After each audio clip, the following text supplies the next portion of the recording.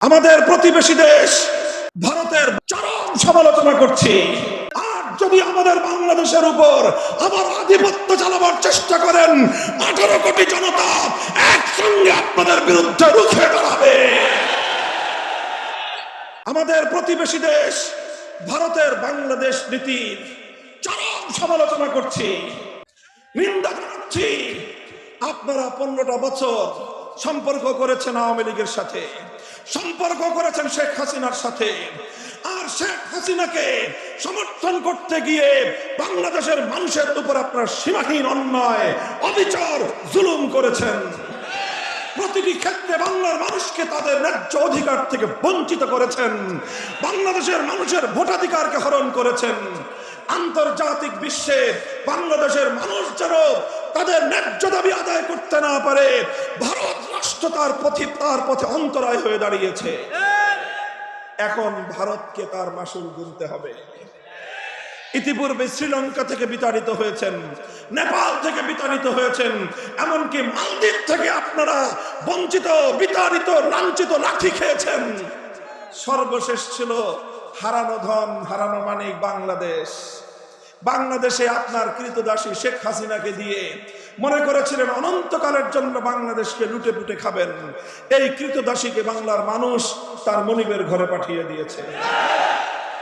আগামী দিনে আপনারা বাংলাদেশ নীতি পরিবর্তন করুন, আমার দেশের সঙ্গে সম্মানজনক আচরণ করবেন, আমাদের সঙ্গে সৌজন্যতা রক্ষা করে আপনাদের পররাষ্ট্রনীতিকে নির্ধারণ করবেন। আর যদি আমাদের বাংলাদেশের উপর আবার আধিপত্য চালাবার চেষ্টা করেন, 18 কোটি জনতা একসঙ্গে আপনাদের বিরুদ্ধে রুখে দাঁড়াবে। অন্তর্বর্তীকালীন সরকারকে ধন্যবাদ জানাই। ভারতীয় আধিপত্যবাদের বিরুদ্ধে জাতীয় ঐক্য গড়ে তুলবার জন্য ঐতিহাসিক পদক্ষেপ গ্রহণ করেছে।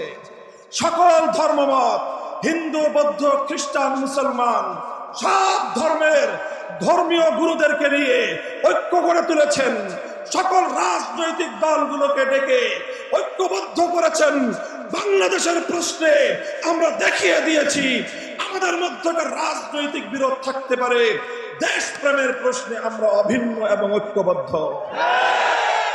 তবে সেই সঙ্গে আমরা আরেকটা কথা বলতে চাই, ভারতীয় আধিপত্যবাদকে বাংলাদেশে শুধুমাত্র একটি আন্দোলনের মাধ্যমে রুখে দেওয়া সম্ভব নয়, বরং ভারতীয় আধিপত্যের প্রতিটি ছিদ্রপথকে চিরদিনের জন্য বন্ধ করে দিতে হবে। বাংলাদেশে ভারতীয় আধিপত্যবাদের বিরুদ্ধে যেই সকল প্রতিরোধ ব্যূহগুলো রয়েছে সেগুলোকে শক্তিশালী করতে হবে, পুনর্নির্মাণ করতে হবে।